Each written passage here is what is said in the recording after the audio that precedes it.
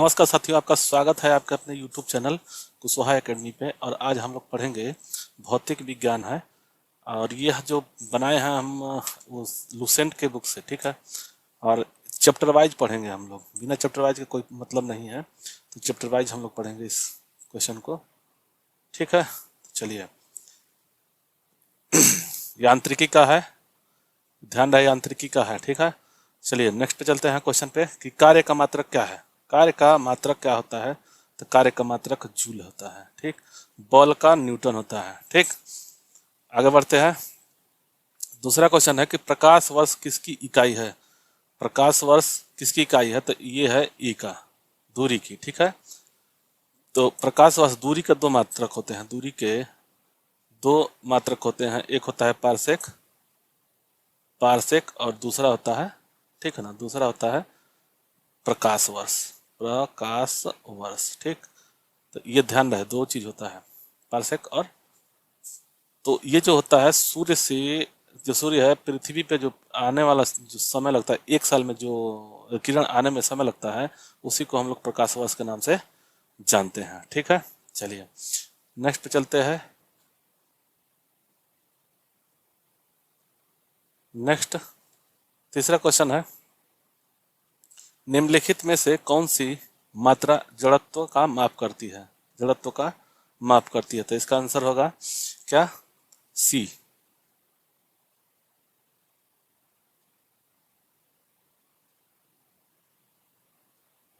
सी, ठीक है। चलिए नेक्स्ट क्वेश्चन पे, ये जो सुमेलित करने के लिए है, सूची 1 और सूची 2 को सुमेलित करना है, तो इसका ऑप्शन देखिए क्या हुआ है, उच्च वेग, तरंग दैर्ध्य, दाब और ऊर्जा, ठीक है ना। तो ऊर्जा का मात्रक जूल होता है, दाब का पास्कल होता है, तरंग दैर्ध्य का एंगस्ट्रम होता है, उच्च वेग का मैक होता है, यानी कि ए का 1, बी का 2, सी का 3 और डी का 4। तो इनमें कौन सा 1 2 3 4, 1 2 3 4, इसका आंसर सी सही होगा, ठीक है। चलिए नेक्स्ट पे चलते हैं। ये भी सुमेलित करने के लिए है। तो देखिए भौतिक राशि है, उसकी इकाई क्या होगी?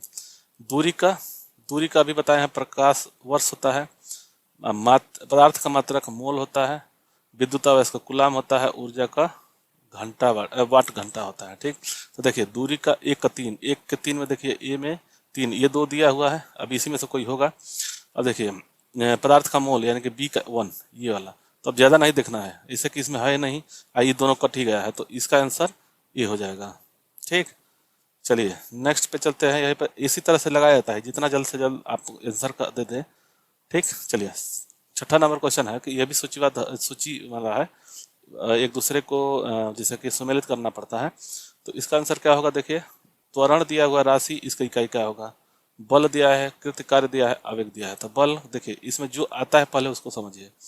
बल का न्यूटन होता है, कार्य का जूल होता है, ठीक। अब देखिए, अब इसमें देख लीजिए सी का एक कौन सा है? ये वाला दिया है इसमें से, ठीक। और कृत्य कार्य सी का 1 हो गया, बी का 3, बी का 3। अब देखिए यहाँ पे बी का 3 दिया हुआ है ना, इसी दोनों में से कोई होगा, तो ये आंसर डी हो जाएगा इसका, ठीक। चलिए नेक्स्ट पे चलते हैं। तब डी में देख लीजिए, ए में कितना है? 1 का 4, 1 का 4 यानी कि त्वरण का मीटर प्रति सेकंड कार्य होता है, और वेग का, आवेग का न्यूटन सेकंड होता है, ठीक। चलिए नेक्स्ट पे चलते हैं। दिया है कि निम्नलिखित में से समय का मात्रक नहीं है, ये ध्यान रहे, समय का मात्रक नहीं है। तो ये अधिवर्ष है, ये भी समय का मात्रक है, ये चंद्रमास है, ये भी है। प्रकाश वर्ष दूरी का मात्रक होता है, प्रकाश वर्ष जो होता है दूरी का मात्रक होता है, तो इसका आंसर सी हो जाएगा, 7 का सी। चलिए नेक्स्ट है पारसेक, पारसेक होता है इकाई किसका? तो दूरी का, ठीक। नेक्स्ट पे चलते हैं।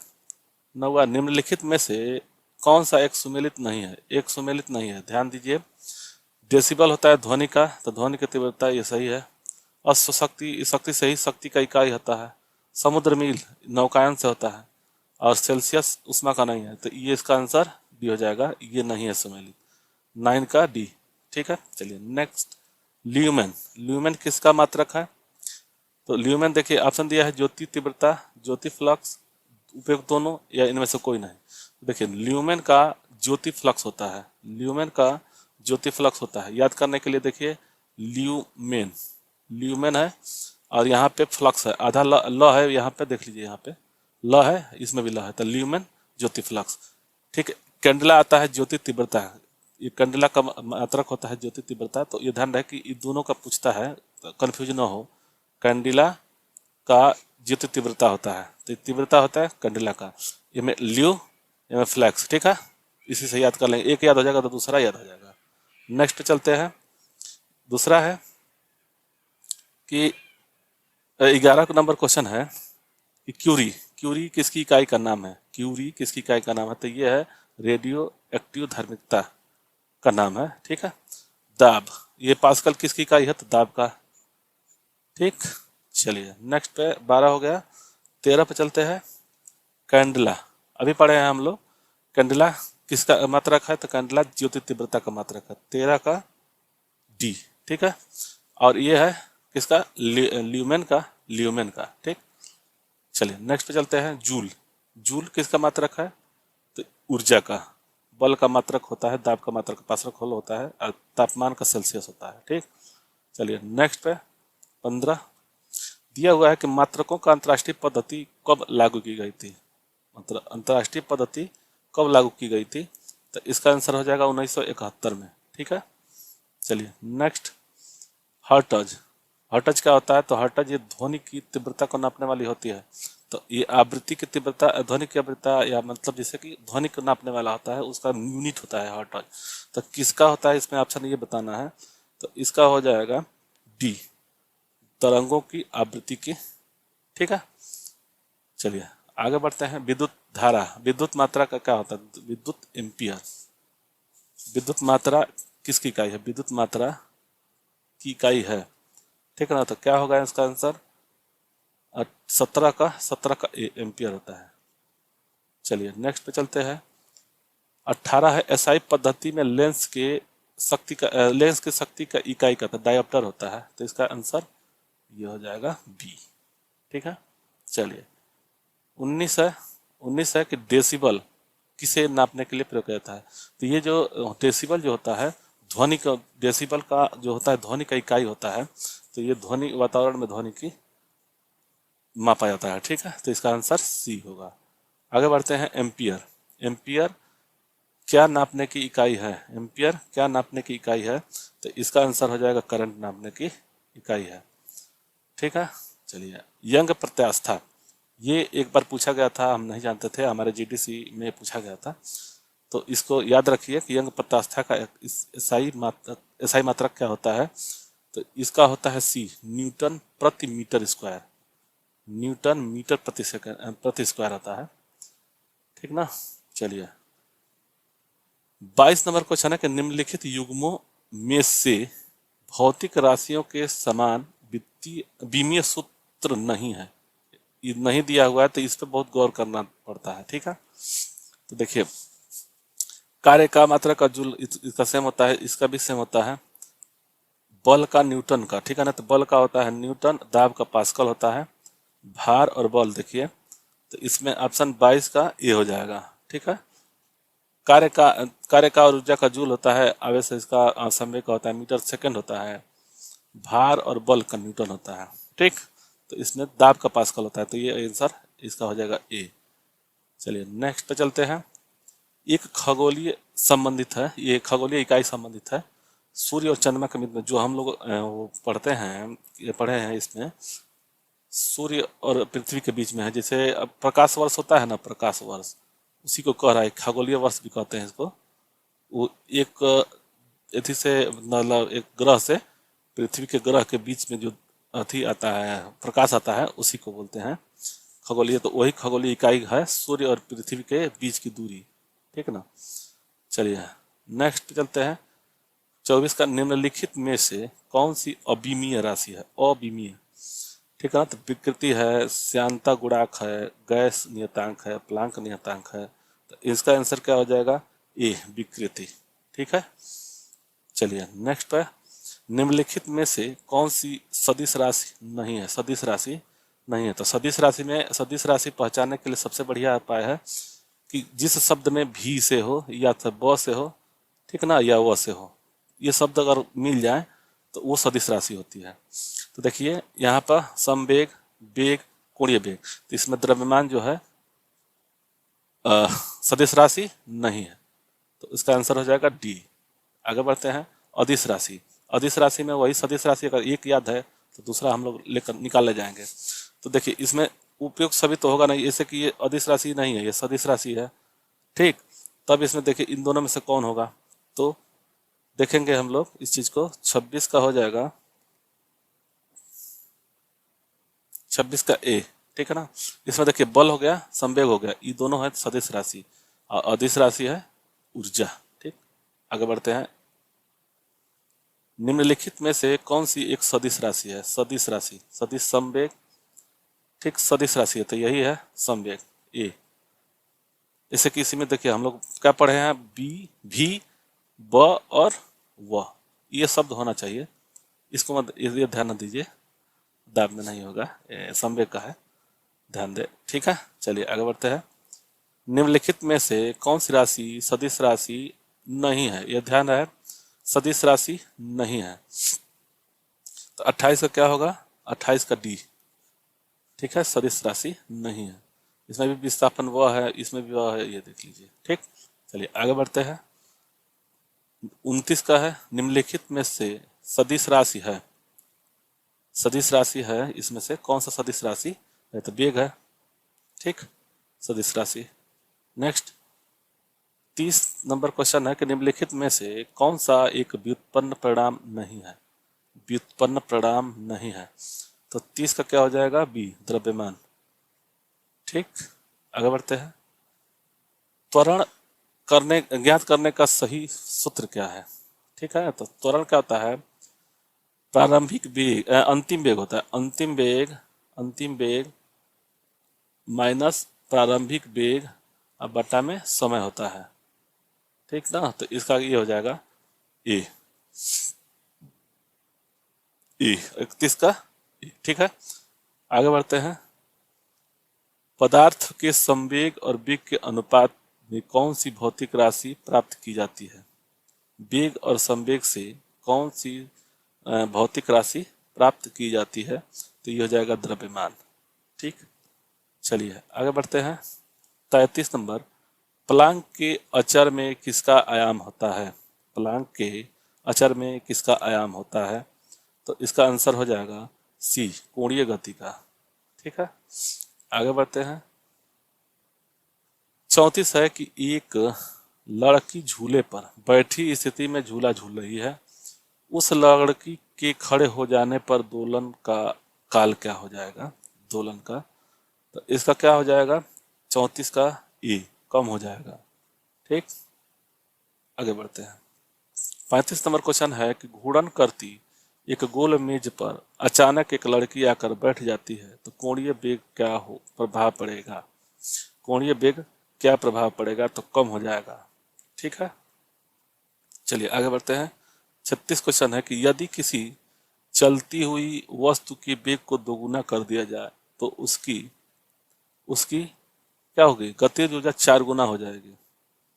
वेग को दोगुना कर दिया जाए, जैसे गतिज ऊर्जा क्या होता है? एक होता है 1/2 mv² होता है, ठीक ना। तो मान लीजिए अगर ये 2 है, ठीक है, और यम सेम हो जाए, मान लीजिए 1/2 और गुणे में अगर इसका 2 मान लीजिए, ये भी 2 मान लीजिए, ठीक, और गुणे में ये 2 हो गया, पहले 2 था, अब इसको 4 कर दिए, जैसे मान लीजिए 1/2 है, यम का मान हम मान लीजिए 2 रख लिए, ठीक है, और भी का मान मान लीजिए 2 रख लिए, ठीक, पहले में। और दूसरा में जब दोगुना करेंगे तो ये कितना हो जाएगा? ये भी को बढ़ाना है तो ये 2 का यानी 4 हो जाएगा, 4 का स्क्वायर यानी 16, और 2 दूनी के 4, तो 4 चौक 16, 4 गुना हो जा रहा है ना। तो यही होता है गतिज ऊर्जा 4 गुना हो जाती है, ठीक है। आगे बढ़ते हैं, यदि पिंड के द्रव्यमान तथा भार में अंतर होता है, क्योंकि किसी 37 नंबर क्वेश्चन है कि किसी पिंड के द्रव्यमान तथा भार में क्या अंतर होता है? भार में अंतर होता है क्योंकि द्रव्य का मान जो होता है बराबर होता है और भार हर एक जगह अलग अलग होगा। देखिए भार के द्रव्य जो भी द्रव्यमान होता है सब जगह बराबर। मान लीजिए कि द्रव्यमान अगर 10 है तो अगर इसको लेकर जाएंगे हम चंद्रमा पे भी तो वहां पे भी 10 होगा, मान के चलिए। और भार यहाँ पे जैसे मान के चलिए पृथ्वी पर द्रव्यमान 6 है और इसका ले जाएंगे तो वहाँ पे 1 हो जाएगा, तो ये भार का अंतर हो जाता है तुरंत, जबकि इसमें अंतर नहीं होता है। तो ये वाला होगा कि द्रव्यमान स्थिर रहता है और भार परिवर्तनीय होता है। ठीक है, तो इसका आंसर हो जाएगा बी। ठीक है, आगे बढ़ते हैं। 38, किसी भी स्थिर या गतिशील वस्तु की स्थिति और दिशा में तब तक कोई परिवर्तन नहीं होता है जब तक उस पर कोई बाह्य बल सक्रिय न हो। तो ये न्यूटन का कौन सा नियम लगता है? ठीक है, तो इसमें प्रथम नियम लगता है। ठीक है, इसी को गैलीलियो नियम कहते हैं, जड़त्व का नियम कहते हैं। ठीक, तो इसका आंसर हो जाएगा 38 का ए, 38 का ए। ठीक है, आगे बढ़ते हैं। इसमें देख लीजिए तृतीय नियम का होता है क्रिया और प्रतिक्रिया का नियम होता है। आगे बढ़ते हैं। 39, किसी असंतुलित बल द्वारा किसी पिंड में उत्पन्न त्वरण क्या होगा? 39 का हो जाएगा बी, अनुक्रमानुपाती है, बल के अनुक्रमानुपाती होता है, तो इसका हो जाएगा बी। आगे नेक्स्ट 40 नंबर क्वेश्चन है कि न्यूटन के गति के तीसरे नियम के अनुसार क्रिया प्रतिक्रिया से संबंध बल है। ठीक, तो हमेशा एक ही वस्तु पर लगने होने चाहिए, भिन्न भिन्न वस्तु पर लगे होना चाहिए, हो सकते हैं, हमेशा भिन्न भिन्न वस्तु पर ही लगे होना चाहिए, कि परिणाम बराबर होना जरूरी नहीं है, किंतु उसका दिशा समान होनी चाहिए। तो ये इसका आंसर हो जाएगा 40 का सी, हमेशा भिन्न भिन्न वस्तुओं पर ही लगे होने चाहिए। ठीक है, तो इसका आंसर हो जाएगा सी। 41 है कि प्रत्येक क्रिया के बराबर विपरीत दिशा में एक प्रतिक्रिया होती है, यह कौन सा नियम है? तब यह हो जाएगा न्यूटन का तृतीय नियम। ठीक है, आगे बढ़ते हैं।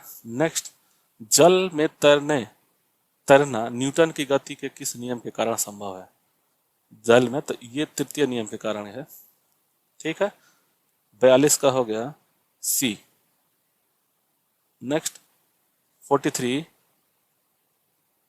कोई पिंड तब तक विरामावस्था में ही बना रहेगा जब तक कोई बाह्य बल कार्य नहीं करता है, इसका कथन है, तो ये हो जाएगा न्यूटन का हो जाएगा। जैसे कि न्यूटन का प्रथम नियम है वही है, ये जड़त्व का नियम बोलते हैं उसे। चलिए नेक्स्ट पे, बल की परिभाषा न्यूटन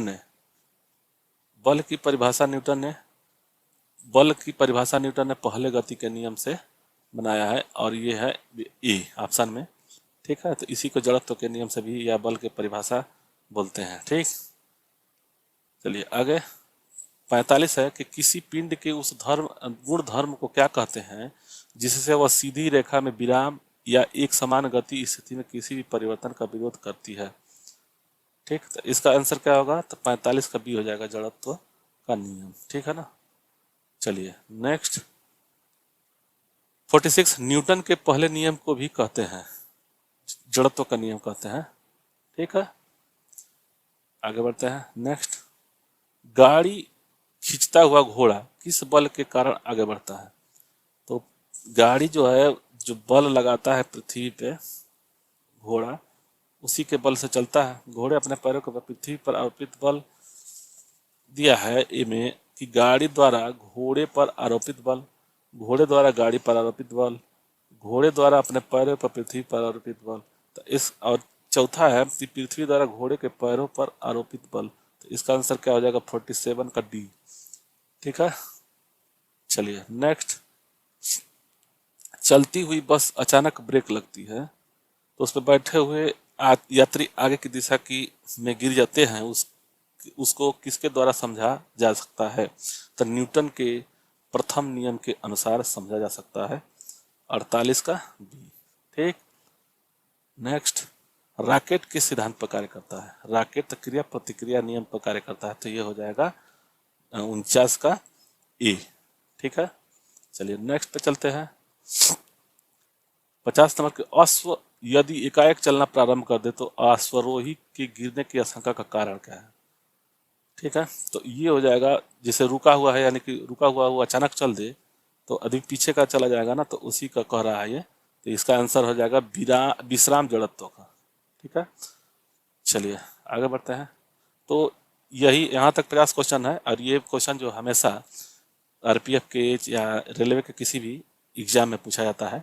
और हम लोग पढ़ेंगे चैप्टर वाइज, इसमें 200 के 300 क्वेश्चन है यांत्रिकी में, तो वही हम लोग पढ़ेंगे। ठीक है, तो आप लोग को ये वीडियो अच्छा लगे तो लाइक से सब्सक्राइब जरूर करें। धन्यवाद। जय हिंद, जय भारत।